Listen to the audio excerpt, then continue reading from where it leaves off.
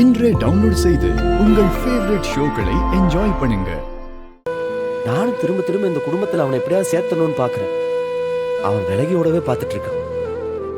என்ன பண்றதுன்னே தெரியல.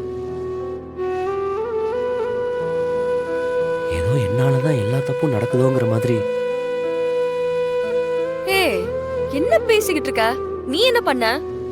நம்ம கடை ஆரம்பிச்சோம்ல, அதை நம்ம தனியா ஆரம்பிச்சிட கூடாது வீரா. இந்த கடையோட பொறுப்பை மொத்தத்தையும் அவன் கையில கொடுத்துட்டு அவனை முன்னாடி வச்சு நடத்திருக்கணும். தனியா பண்ணது தப்பு, பெரிய தப்பு பண்ணிட்டேன்.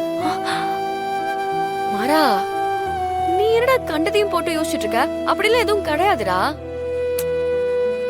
நீயும் சரி நானும் சரி என்னைக்குமே மாமாவை வேற ஆளா பார்த்ததே கிடையாது. அவர் ஏதோ குழப்பத்துல இருக்காரு. அதனால அவரோட குழப்பம் எப்ப தீர போகுது, அவர் எப்ப மாற போறாருன்னு தான் எனக்கும் தெரியல. போற போக்க பார்த்தா பயமா இருக்கு. எங்க அண்ணனை இழந்துருவணும்னு தோணுது. டேய் டேய், அப்படிலாம் எதுவும் இருக்காதுடா. என்ன இப்படி எல்லாம் பேசிட்டு இருக்க? இப்பெல்லாம் தினமும் குடிக்கிறான். பார்ல இருந்து போன் அடிச்சுக்கிட்டே இருக்கானுங்க. குடிக்கிறதெல்லாம் அவன் இயல்பே கிடையாது. என்னைக்காச்சும் ஒரு நாள் பர்த்டே அப்படி இப்படின்னு ஏதாவது ஒரு நாள் குடிப்பான், அவ்வளவுதான். அதுவும் அவ்வளோ பயத்தோட குடிப்பான். இப்ப என்னடான்னா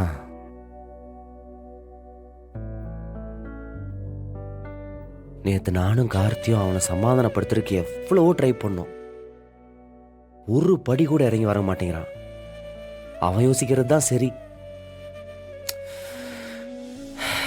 இதெல்லாம் எங்க போய் முடிய போதோ தெரியல. இது நம்ம வீடு தானா? நம்ம குடும்பம் தான் இப்படி திக்கு திசை இல்லாம நடக்கிறதெல்லாம் பார்க்கும்போது என்னாலே என்ன நம்ப முடியல.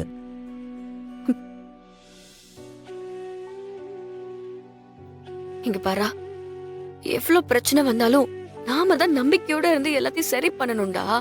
மாமா எவ்வளவு வெறுத்தாலும் சரி, கோவப்பட்டாலும் சரி, ஆனா இந்த குடும்பத்து மேல அவருக்கு இருக்கிற அன்பு அவர் மனசுல எப்பவுமே இருக்கும்டா. எப்படியாவது அவர்கிட்ட பேசி அவரை வெளியில கொண்டு வந்துட்டாலே இது எல்லாமே சரியாயிடும் மாறா.